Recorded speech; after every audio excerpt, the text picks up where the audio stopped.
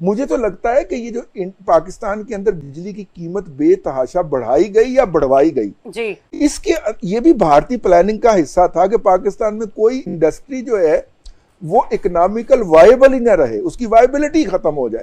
कौन लोग हो तुसी? ये अगर इंडिया की साजिश थी तो उसमें से जो किकबैक्स और कमीशन है वो इंडिया को जाने चाहिए थे, या आईपीपीज इंडियंस की होनी चाहिए थी?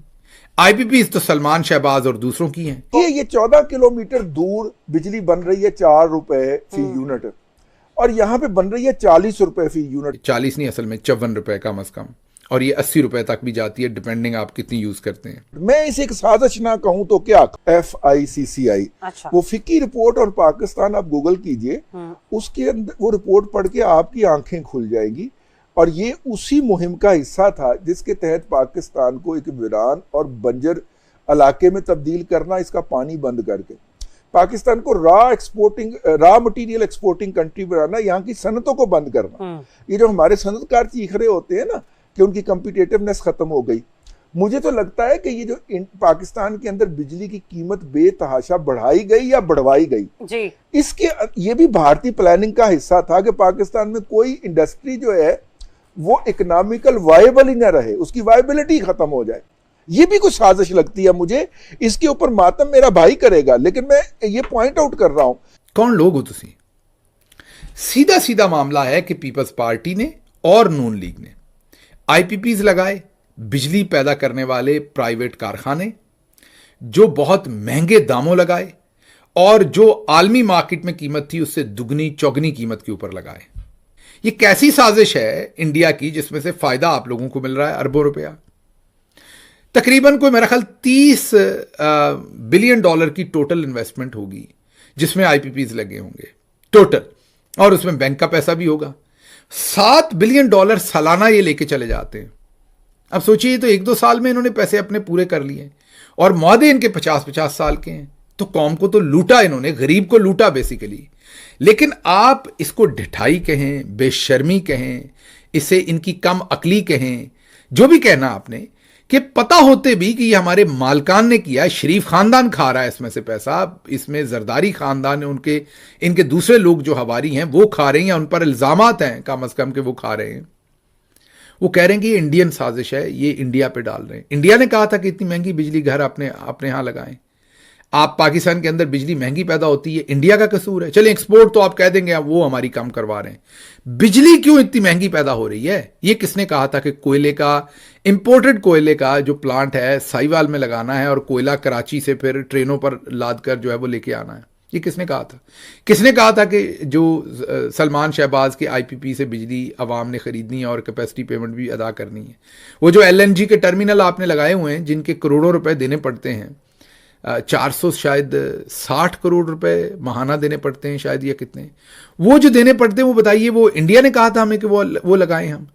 मतलब एक तरफ तो लूटा है, और ऊपर बड़ी बेशर्मी और ढिठाई के साथ लोगों को कंफ्यूज भी कर रहे हैं, मानते नहीं है कि हमने किया क्या है। ये देखिए, ये जो पाकिस्तान को घेरा गया, पहले ईरान जो कि पाकिस्तान का सदियों से दोस्त चला आ रहा था, उसको तोड़ा गया। आज भी वो, इसके बावजूद कि हम उसको बचा रहे हैं, वो इंडिया का कलमा पड़ता हुआ पाया जा रहा है।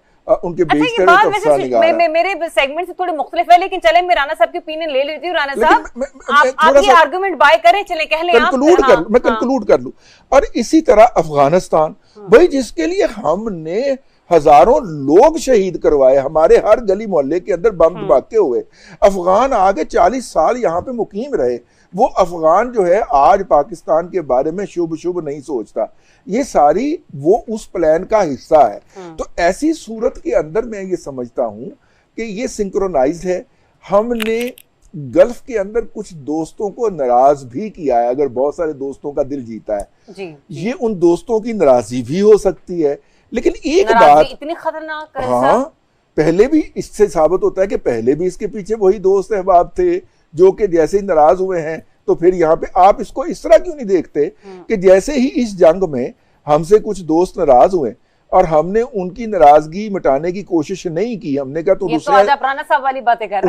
रुसिया रहो, तो उन्होंने फिर इधर वाला बटन घुमा दिया। मुझे अभी समझ नहीं आ रही कि जो उन्होंने कहा कि ये साजिश है पाकिस्तान के खिलाफ, तो इसके फ्रंटमैन कौन है? ये IPPs के मालिक कौन है और क्या कहते हैं फर्नेस साइल से लेके और ये सारे मामलात में बेनिफिशियरी कौन है। विकास से बिजली पैदा करने वाले, बिल्कुल जी जी, मैं तो नहीं कह सकता। अभी हाल ही में मुझे एक साहब ने बहुत क्या कहते हैं गलीज गालियां का एक वो वीडियो ट्वीट किया है जिसको मरियम साहिबा फॉलो करती हैं और इंतहाई गलीज गालियां उसने दी हैं। तो मैं तो भाई अभी लबकुशाई की हिम्मत नहीं रखता, लेकिन मेरा सवाल वही है कि हम दुनिया को कैसे गाली दे सकते हैं जबकि करने वाले हमारे अपने हैं, कारखाने हमारे अपनों के हैं, IPPs हमारे अपनों के हैं, बेनिफिशियरी हमारे अपने हैं। और फिर ये जो मुस्लिम ममालिक हमसे नाराज है उसमें भी कहा जा रहा है कि कुछ हमारे अपनों ने उन्हें कहा कि जी पाकिस्तान से पैसे वापस मांगो ताकि पाकिस्तान पर प्रेशर पड़े। हमारे अपनों के ऊपर इल्जाम आ रहे हैं। तो अब हम अपनों को छोड़ के गैरों की तरफ मुंह नहीं कर सकते कि ये अगर गैर मुल्की साजिश है पाकिस्तान को तबाह करने की, तो उन साजिश के एजेंट कौन है और असल में उन गैर मुल्कियों के सही जो सहूलतकार कौन है जिन्होंने पाकिस्तान को तबाही के दाने पर खड़ा। तो जी हाँ दोस्तों, ये थी हमारी आज की वीडियो। आशा है ये वीडियो आपको पसंद आई होगी। अगर वीडियो पसंद आई तो इसे लाइक जरूर कर दीजिएगा, थम्स अप का बटन दबा दें और शेयर कर दीजिए ताकि हमारी रीच बढ़ सके। इसे अपने दोस्तों और ज्यादा से ज्यादा लोगों तक पहुंचाइए। साथ ही अगर आपको हमारा काम पसंद आता है तो हमारे चैनल को सब्सक्राइब करना ना भूलिएगा। हम ऐसी ही मजेदार वीडियोस लाते रहते हैं हर दिन हर रोज। और बेल आइकन को दबा दें, वो जो लाल घंटी है उसको जरूर टच करके बजा दीजिएगा ताकि आपको आगे आने वाली वीडियोस का नोटिफिकेशन मिलता रहे और आप ऐसी ही मजेदार वीडियोस देखने से चूके ना। साथ ही कमेंट सेक्शन में हमें बताइए कि आप इस टॉपिक पर वीडियोस देखना चाहते हैं। अगर आपको हमारा काम पसंद आता है तो कमेंट में भी थम्स अप का आइकन जरूर बना दीजिए, इससे हमें हौसला मिलता है कि आपको हमारा काम पसंद आ रहा है। साथ ही अपनी सुझाव और इच्छाएं जरूर कमेंट सेक्शन में लिखिए। आपके कमेंट्स का हमें बहुत बेसब्री से इंतजार रहता है। चलिए फिर मिलते हैं अगले